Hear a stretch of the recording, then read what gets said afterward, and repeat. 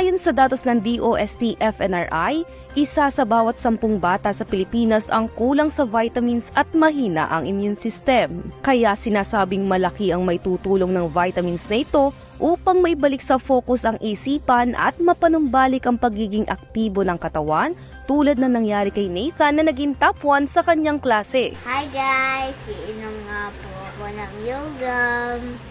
Ang Yogam multivitamins ay napatunayang mabisa sa pagpapatalas ng memorya, nakatutulong sa pag-boost ng energy, nagpapalakas ng immune system at nagpapalinaw ng mata.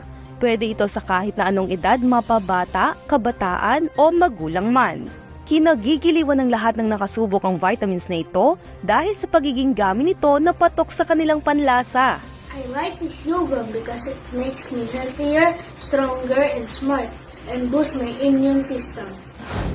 Kaya kung ikaw ay may anak, pamangkin, o ikaw mismo na gustong maging mas matalino, malusog at makaiwas sa sakit, Yogam ang vitamins na para sa iyo.